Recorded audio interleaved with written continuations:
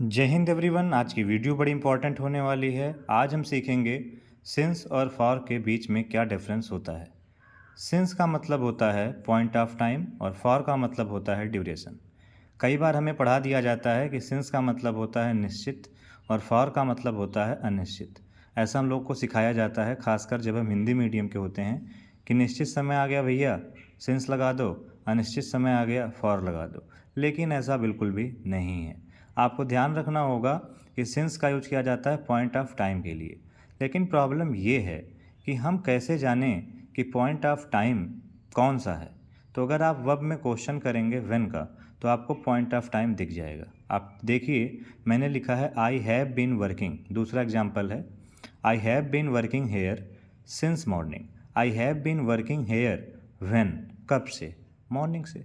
I have been working here since Monday, कब से, Monday से। I have been working here when, कब से, 2 o'clock। तो आप इस तरीके से अगर देखेंगे तो व्हेन जो होता है वो सिंस के लिए ही इस्तेमाल किया जाता है। और दूसरा भी तरीका है कि अगर किसी एक्शन के स्टार्टिंग पॉइंट को बताना हो कि एक्शन स्टार्ट कब हुआ, तो आप सिंस का यूज करिए। मॉर्निंग स्टार्टिंग पॉइंट है, मंडे उसका स्टार्टिंग पॉइंट है, 2 o'clock उसका स्टार्टिंग पॉइंट है, 1 में उसका स्टार्टिंग पॉइंट है, 12 में हो सकता है, 13 में हो सकता है, 1 फरवरी हो सकता है, 2 अगस्त हो सकता है, कुछ भी हो सकता है, स्टार्टिंग पॉइंट है। और अगर कभी हम ये लिख दें, मंडे लिख दें, ये तो सिंस लगाना पड़ेगा।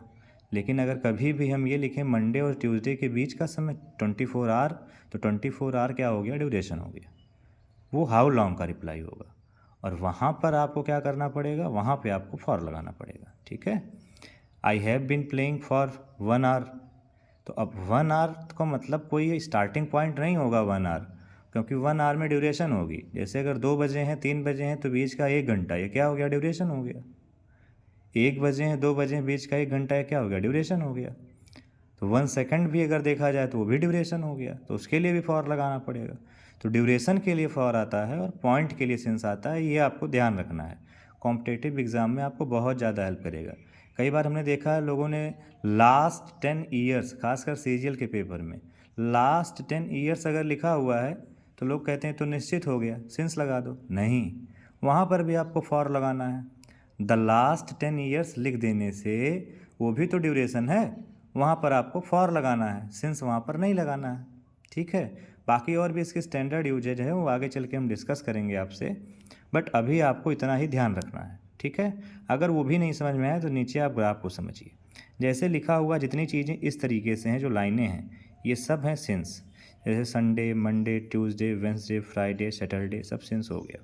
ठीक है। मैंने आपसे कहा जनवरी, फरवरी, मार्च, अप्रैल, मई, जून, जुलाई, ये सब क्या हो गया, सिंस हो गया।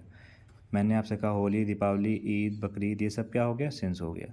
लेकिन जैसे मैंने आपसे कहा 1 मिनट, तो मान लिया यहाँ पे 46 मिनट था, यहाँ 47 मिनट था, दोनों के बीच का ड्यूरेशन क्या हो गया, 1 मिनट।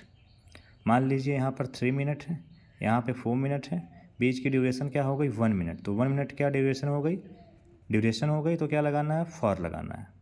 तो 1 सेकंड हो गया, 1 आवर हो गया, 1 डे हो गया, 1 वीक हो गया, 1 मंथ हो गया, 1 ईयर हो गया, 10 ईयर्स हो गया। इसके लिए आप क्या लगाओगे, फॉर लगाओगे। ठीक है।